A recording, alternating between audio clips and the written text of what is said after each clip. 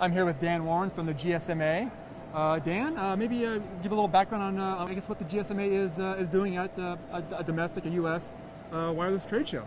Yeah, so we're just pushing messages out. I mean, we have a focus which is probably broader than just North America. Yeah. It's a global focus, but equally we like to come over to these things, see people like yourselves, drive some messages, drive some mobile broadband positive global ecosystem stories. Great, great.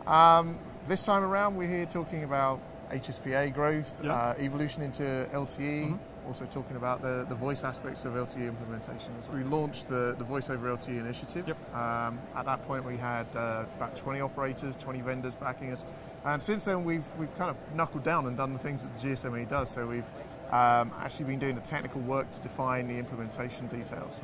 So the initiative itself came out of the One Voice initiative, yep. which was quite a technical piece of work and defined the user network interface between devices and the IMS domain.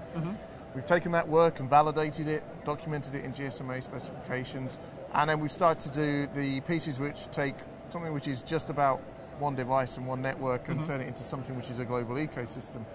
So we've defined the network interface for IMS to IMS calls, so that somebody on one operator can call somebody on another operator. And then the second part of it that we've added onto it is we've defined a roaming architecture. Yeah. So I can take a device from the UK, I can use it in Spain, I can use it in North America, and voice calls still work.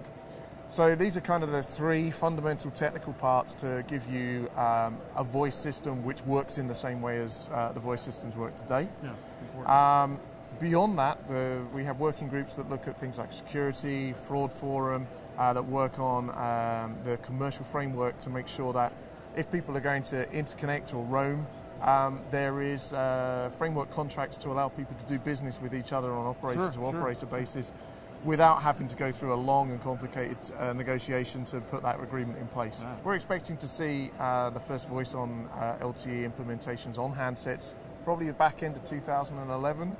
And in the interim period, people will use things like CS fallback to maintain a voice service so that LTE handsets come into the market. Yeah. Now, I guess what about the Verizon announcement today? The LTE, they announced some markets here in the U.S. Everybody's been kind of pretty excited about that here. Yeah. For the GSMA, how important is that to kind of get a big carrier like Verizon to kind of get that rolling on and really supporting that? It seems like. Yeah, so the announcement from Verizon is a really positive step forward. I mean, we've been saying for probably 12 months that we expect to see around about 20 operators launched by the end of this year. Obviously, Ctia caught everybody slightly by surprise with what they did at the back end of 2009. And since then, we've begun to see people moving into that LTE space. So there's a few networks launched in Eastern Europe. We're expecting some guys in the Far East, Hong Kong, Japan, to launch this year as well. But Verizon is kind of Verizon and NTT Docomo between them are the really big tickets for this year. And for Verizon to come out and announce what they're doing right here, right now, is a really positive thing. So it suggests that the scale of the rollout and the fact that they're actually doing something bigger than they originally announced is really positive from a GSMA perspective in terms of illustrating to the rest of the industry that LTE is beginning to gain momentum, it's beginning to roll. And then as we add other big operators on, it's just going to become a positive thing. TD-LTE is it's going to be a very Chinese-centered thing, or at least that was the original perception. So with the direction that China Mobile went in, regardless of what made them go in that direction, with TD-CDMA is kind of slightly isolated, but the thing is China Mobile have illustrated with that is that as one operator with a 500 million subscriber base, they can take a technology like TD-CDMA and make it work for them.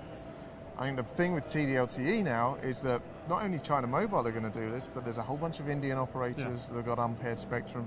And there's a lot of spectral asset out there across European operators, and there are existing 3G licenses, which is unpaired and is currently sitting idle.